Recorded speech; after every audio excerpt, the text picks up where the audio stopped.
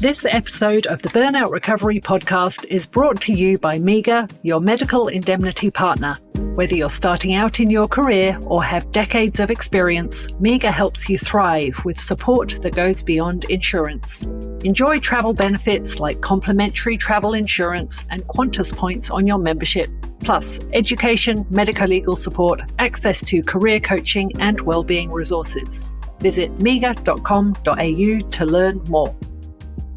Insurance issued by Medical Insurance Australia, which has not taken into account your objectives or situation. Before you make any decisions about our policies, please read our PDS and consider your needs. Call us for a copy or visit mega.com.au. Welcome to the Burnout Recovery Podcast, a guiding resource dedicated to healthcare professionals on their journey to overcoming burnout. Spearheaded by Dr. Jo Braid, a certified professional coach and rehabilitation physician.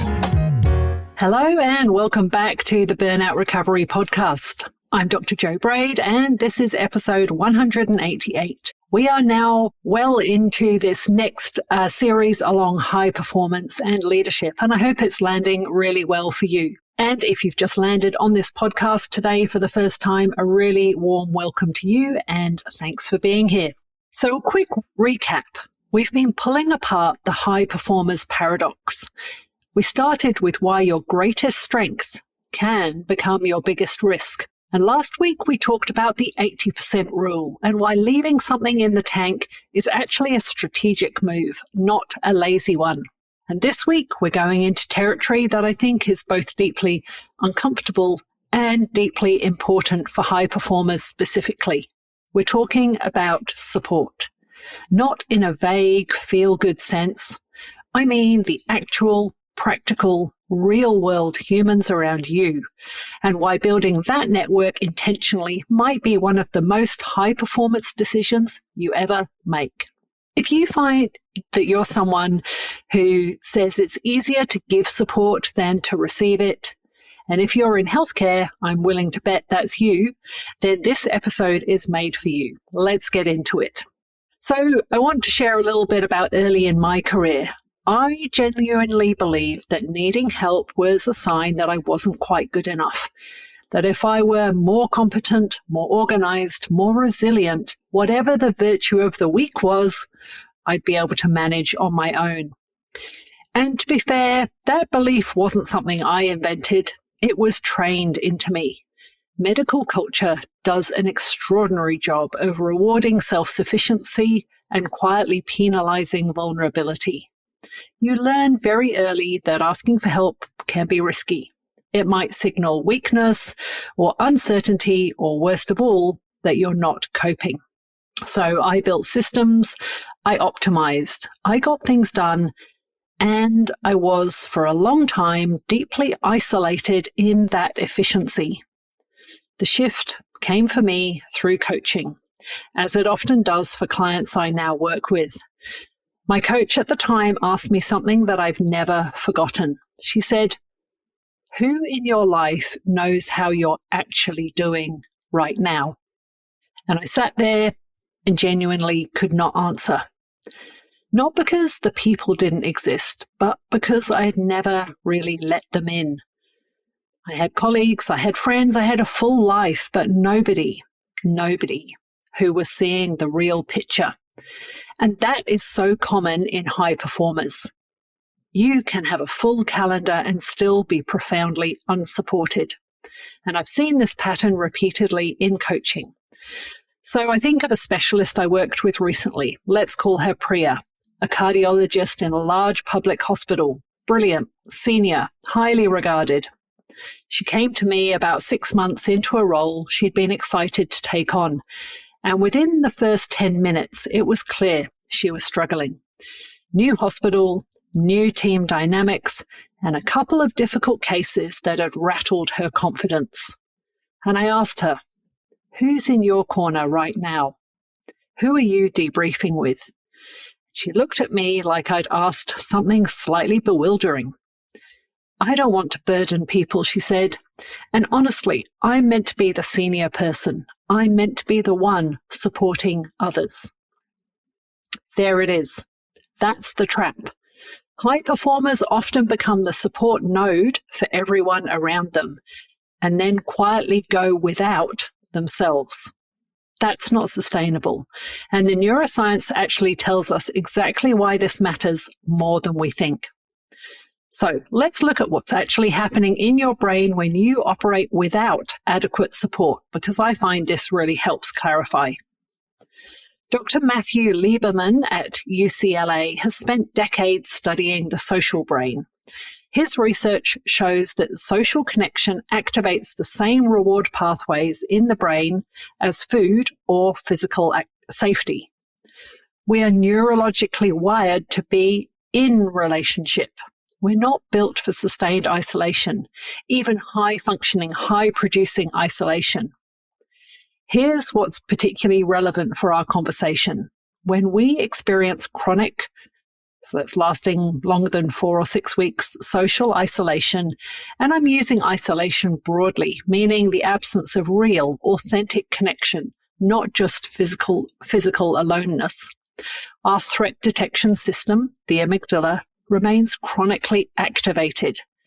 We're in a low-level state of threat response, and that directly impairs the prefrontal cortex, the same structure I was just talking about 2 episodes ago, the one responsible for judgment, nuanced thinking, and flexible decision-making. So here's the loop. You're under pressure. You don't reach out to support because you've trained yourself not to. Your threat system stays elevated. Your prefrontal cortex function is compromised. You make decisions from a narrower, more reactive place, and you feel more isolated, more overwhelmed, and less capable, which confirms your belief that you should be managing better. Round and round it goes. The second piece of research comes from Dr. Amy Edmondson at Harvard Business School, whose work on psychological safety has been quietly transforming how we think about high-performing teams. Her research found that the highest performing teams weren't the ones with the most talented individuals. They were the ones where people felt safe to speak up, ask questions, and admit uncertainty. The presence of psychological safety, which is essentially interpersonal trust, was the strongest predictor of team performance, not individual skill. Last night, I met some wonderful young leaders in our rehabilitation medicine society who are coming to Darwin in July, and I am supporting them and the other speakers as a facilitator of this leadership workshop. And although we didn't have the full cohort last night, I intentionally set up the space around psychological safety so that open-mindedness, curiosity, like reducing that fear of judgment, competition, indecision, imposter syndrome, was really opened up and shared so that these leaders and leaders to be can get really comfortable around talking openly around how to set up that psychological safety. So here's the uncomfortable flip of that finding. When high performers exist in environments or create environments where vulnerability is suppressed, they actually perform worse over time, even while appearing to function well in the short term. The third piece I want to bring in is specific to healthcare. Research published in the Journal of the American Medical Association found that physicians with at least one person they could talk to about emotional distress, one person, had significantly lower rates of burnout, depression, and medical error. Not a whole network, not a formal support structure. One person. One trusted person who knows how you're actually doing changes outcomes. Let that land for a moment. So what does this actually look like in practice? Because I want to be specific, not conceptual. And because the outline for this episode mentions mentoring, coaching, and peer support, let me break those down clearly because they are genuinely different things that serve different functions. Getting this right matters. So a mentor is someone who's further along the path than you. They've done or experienced something that you're navigating. A good mentor offers perspective, lived wisdom, and occasionally, here's what I wish someone had told me that's worth its weight in gold. So if you don't have a mentor, think about who in your professional world, a senior colleague, someone whose career you admire, you could ask for even a quarterly conversation. Most people are more than willing than you'd expect, and asking is the hardest part. A coach is different. A coach doesn't need to have your specific experience. Their job is not to give you answers, it's to help you find yours. Coaching is probably the highest leverage support investment I've seen for high performers, specifically because it creates a dedicated space to think without the pressure of being seen as not coping. Look, I'm biased here, obviously, but I've seen the evidence. And if you've been thinking about coaching, I offer a free 25-minute consultation, and the link is in the show notes. Peer support is the one that gets underinvested most often, and it's the one I want to spend the most time on, because this is the lateral connection, the colleague who is in the thick of it alongside you, not ahead of you, not in a formal helping role, just in it with you. The research I mentioned on that single trusted person, this is often who that is. A peer who gets it, who doesn't need you to explain the context, who can say, yeah, that was a hard case, and actually mean it. Now, let me bring this into the 4 pillars. The first reframe I'd offer here is this. Asking for support is not a withdrawal from your reserves, it's a deposit. Every time you let someone in, a real conversation, a genuine check-in, you are building the kind of interpersonal trust that Edmondson's research shows makes you more effective, not less. Reframe help seeking from vulnerability to strategy. Support. This week, I'm asking you to do a support audit. Take a piece of paper, draw 3 columns, mentor, coach, peer. And then honestly assess who's in each column right now. Not who should be there, but who is actually there. Notice the gaps. And look, of course, you don't need to fill them all at all or immediately, but you need to see them clearly for where you're at right now. One practical step, if your peer column feels thin, several healthcare organizations have some version of collegial support, Schwartz rounds, peer support programs, clinical supervision.